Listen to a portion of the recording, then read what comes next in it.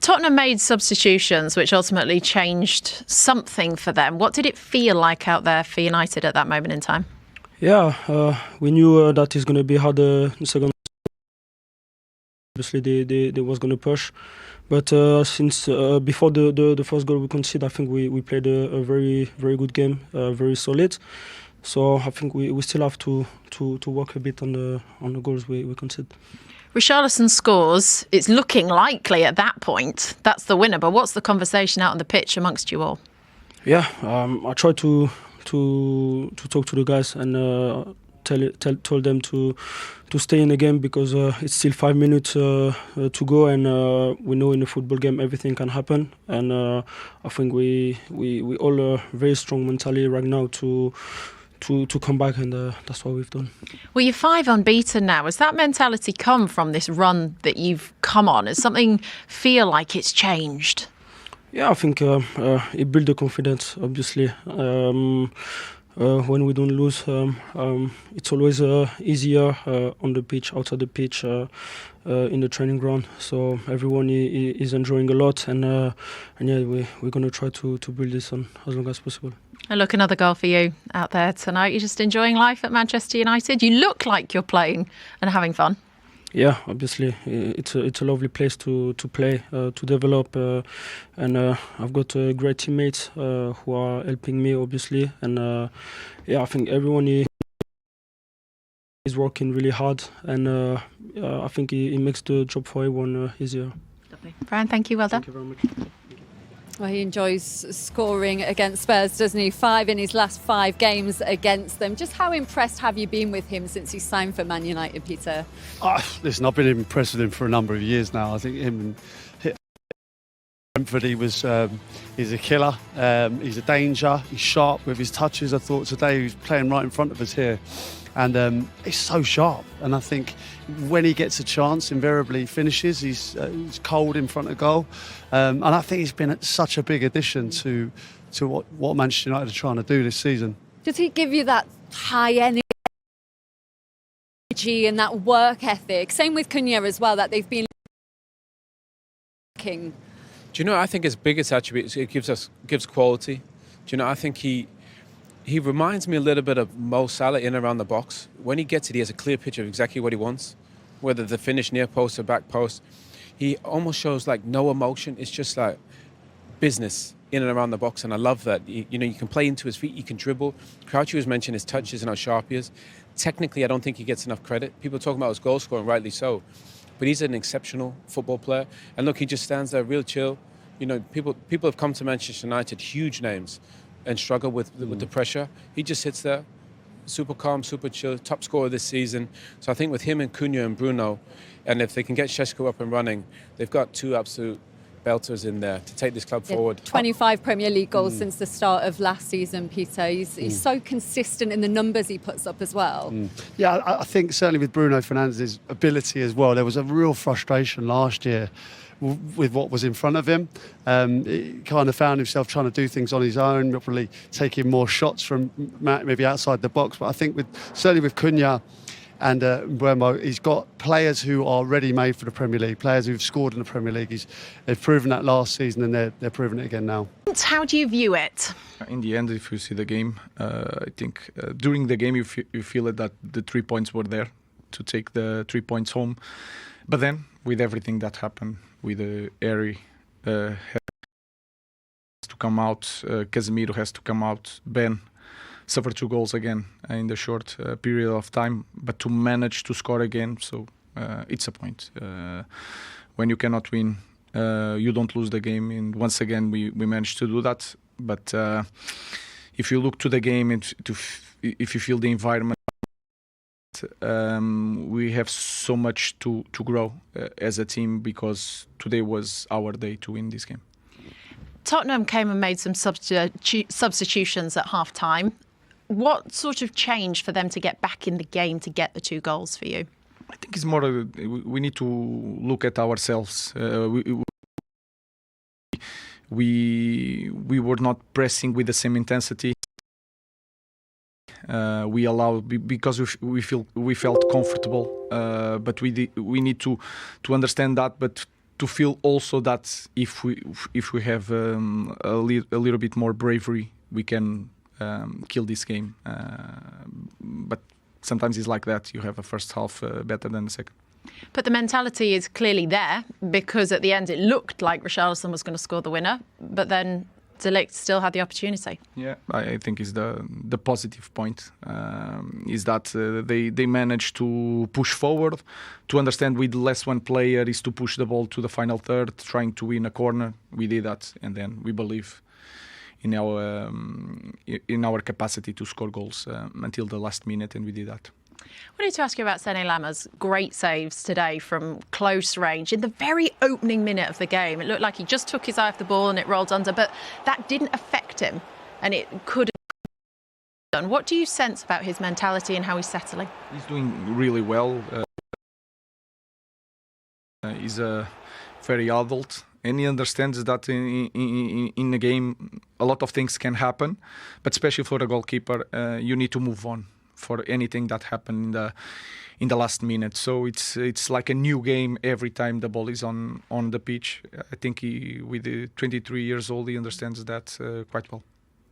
Benjamin Sesko came off. Is he injured himself? We have to see, but maybe I think he has a problem, but let's see. And as we go into the international break, what's sort of your assessment? What's your feeling?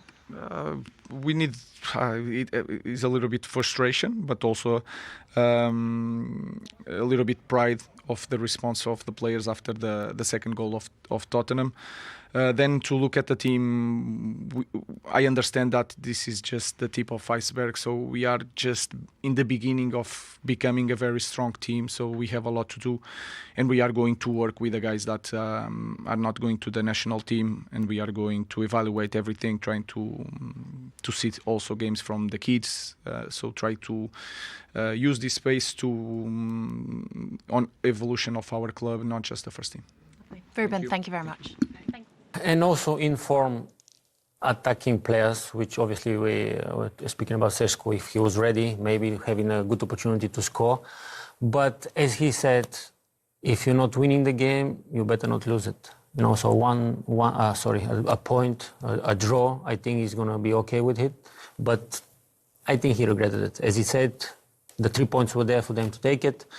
Maybe they're too comfortable at times, thinking that Spurs are falling asleep, the stadium is too quiet, so it's going to be okay. But it shows you that in football, you never know. Last 10 minutes, we witnessed a drama, and in the end, a draw.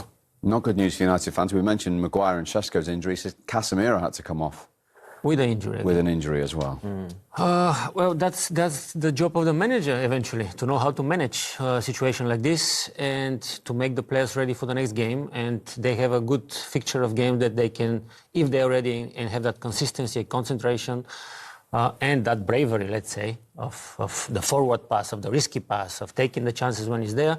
I think the season can go even better because they're in a good position to attack the first places in the table, because the difference between points is very, very small. Ruben Amorim's side now unbeaten in 5, 3 wins and 2 draws in that run. Significantly, though, in those 2 draws, they've been behind and fought back to take a point. What do you think, guys, then we've learned about their character and the resilience that's developing under Ruben Amorim? Yeah, I think just hearing him speak there, you know, he's trying to build a football club. I know he's under a lot of pressure, and yeah, you've got to get results, but he is doing the right things. He's aware of the stat of keeping academy players over a certain amount of time. He's talking there about going to watch the youth teams, younger players, to create the first team, but create a football club as well. And I think that is, if I'm a fan, I think that is a positive aspect. There are managers who have come in previous seasons that completely concentrated on the first team and disregarded a lot of what's been built before. I think he does have that mentality about him, that he does want to be here for a long time, and he obviously need results, but he wants to build a football club, not just a first team. And that goal from Richarlison must have been an absolute sickener, but how important was it that they didn't lose this game, Owen, given the run of fixtures that they've got coming up, so they can keep that unbeaten streak going? Yeah, that's a great point, Lindsay. Last season they would have lost this game, and to be fair, it was a game they probably should have won. You know, they had comfortable control of it, and then they probably just dropped a little too deep. You got to credit Spurs as well. They pushed bodies forward, got bodies in the box, and kept crossing it. But I thought United, obviously, when Harry Maguire went off and Casemiro went off, and then Benjamin Sesko, they lost a little bit of that control that they had. But I think he'll be happy with the sense that they, you know, to get a goal late in the game. They're still in a deep position. You know, there's no European football, and if you look at the fixtures coming up, you know, they're Everton, Palace, West Ham, Wolves. You know, after those they'll be second. You know, I think, and they'll be in a position where they can strike. And I think if you look at even, you know, Spurs and Chelsea, everybody's got European football. You know, Amorim's got time on the training pitch. He's a great coach. We know that from his time at Sporting. Last season was tricky trying to navigate all the fixtures. I think if you look at who they're going to play in the next 5-6 games and the way they've been playing, you know, unbeaten in 5, and the squad that he has, and it's settled. You know, and Mbeumo has been terrific. But you're going to lose him for 6 games, and Ahmad as well. What about the impact of that on their European chances? I mean, that's going to be tricky. But again, I think hopefully without so many games, they can keep the squad healthy and he can rotate players in. Obviously, Šeško's an interesting one. They'll need him. But obviously, to see what happens with that injury. But I think the squad's good enough. And I think without not having European football, I know it's a miss for the club, but actually it could help them get back into those top 4. Let's not forget top 4, probably top 5. And if they get back into Champions League places, then that's been a good season. Top 4, do you think they can do it? I just think there's been a lot of inconsistencies in and around that. Arsenal have been the most consistent, but Liverpool at times, Manchester City at times have struggled. You know, I think there is an opportunity for someone maybe not at the start of the season, someone that not been tipped for the start of the season to get into that top 4 or 5. You know, Bournemouth are going great guns at the moment. Manchester United potentially get in there. Spurs themselves. You know, I do think that. Who finishes higher between the two? Because Thomas Frank was saying how evenly matched they are. I think it's difficult. I think when Spurs get their players back, I think certainly Kulusevski's been their best player. I keep banging on about Solanke, I think Maddison. I do think that puts them in the hunt. United have signed well, but I do think there's certain frailties there. If I had to put my long neck on the line, I'm going to say Spurs, but maybe I would say that. I think you would, Owen. I think United will, and it's just because of the European football side of it. I think the United will be rested. They go into the games. It's a huge advantage. Well, you're playing away in the Champions League, and then you got a Premier League game on the weekend. You're tired and you've travelled. It's a huge advantage for Manchester United in that situation. And again, it'll be interesting to see what happens in January. The teams recruit players, but you look at Crouchy makes a good point. You know, missing Solanke, Maddison, Kulusevski. When they come back, they'll probably play different football. But I just think, you know, if they can find a way to finish top 5 United, then that would be great. You would think it's kind of 1 or 2 places, the 4th and 5th. I think Manchester City and Liverpool are that further Arsenal, ahead. Yeah, they're done. Yeah, you know, those 3 are through. Yeah. 3, you would expect them to finish. I think Manchester United and Tottenham are below that, but you know, there is potential up for grabs in that position. I think that could be anyone's. Well, we can get some more reaction from the Man United camp. Both on 18 now in the table. It started really slowly, this one. It was almost a bit boring early on. It took a while to get going, but what a brilliant finish it was. Now you've had time to reflect on it, Peter. Who do you think is going to be happier with the points? I think going into the international break, I think they both probably take the point. I think Manchester United, certainly in the position they were. I think Tottenham first half especially were disappointing. You know, they were throwing balls into the box. I think that was fair to say. Didn't create a great deal. And Manchester United the same, really. And then, you know, we just went crazy towards the end with the substitutions working. Certainly with Spurs, they put an extra impetus in Spurs' play, and then a set piece at the end to kind of save Manchester United. But I suppose you have to look at it with lots of it labelled at Manchester United with their mentality, and you know, getting a draw out of the game in a difficult circumstances would prove that wrong. There'd only been 3 shots on target up until Matisse Tell got the equaliser for Spurs in the second half. That substitution didn't go down very well, Owen, but with just his second touch, scored a brilliant goal. Yeah, whether it was about Xavi Simons or Tell, but the fans weren't happy. You know, they hadn't created much from that point, but actually, once he came on, and Odegaard, he's the one who receives the ball in the half turn there, and Udogie as well. That left side was completely transformed, and they created loads of opportunities. I think it's the most crosses they've ever had in a Premier League game into the box. But I just thought, Crouchy, this left-hand side, there was a little bit more positive and energy getting at Manchester United. A hell of a lot more urgency. Odegaard, especially, you know, when he was facing Ahmad, he definitely had the beating of him. And You have to say it was a great finish. Took a slight nick here, but the first touch kind of sets it up from Tell, and obviously as a swipe at it, the touch from De Ligt just takes it away from the goalkeeper. And big celebrations from Thomas Frank. All three subs involved as well. We're giving him a lot of praise at that point for the impact of those subs, Crouchy. Well, it's a sweet feeling, I think, certainly when the crowd may be on your back for some of the celebration, for some of the substitutions, and then you manage to get the positive result and outcome, and them all contributing as well. And then they just built from that to the point where Richarlison thought he'd won the game for them. The celebration certainly said that he thought he'd won it. But you know what, Linz? They had loads of bodies in the box, obviously, for that first goal. And then, obviously, here, they just do really well. But Richarlison, it's such a clever header, Crouchy, isn't it? You see on this angle, Ugarte, he gets in there deep and he can't get out. He just doesn't have time. That's why Richarlison's onside. Obviously, they're going for the shot. But the header, Crouchy, from Richarlison is great. He needed that, Richarlison. He had a difficult afternoon, I thought, today. But that was his moment. It was a fantastic flick of the head, great finish. But I thought he had a difficult game. But the relief of that moment, I've been in those situations where you probably haven't had the best of the game. It's not really gone for you, and you feel like you've scored the winner, and that is a special moment. Have you celebrated like that when you've thought you won it and then regretted it when you didn't take all 3 points? Shirt off Linz would have been a red card for me, not just a yellow. So I'll refrain from that one in my career. That was the 91st minute, Owen, but in the 96th, Matthias de Ligt with an equaliser for Manchester United. And this is a pattern now from the last 2 games where they've gone behind but then come back to take a point. So is that progress? Yeah, brilliant reaction. Obviously, I think it's Brennan Johnson. He's marking De Ligt and he just loses sight of him. I mean, we've seen that deeper ball on set pieces be such a feature this season. It's a great ball and it's a fabulous header from De Ligt, obviously at the death. I think in the end, it's 2-2 is probably a fair result. Can Vicario maybe be outside his post that he could probably save that?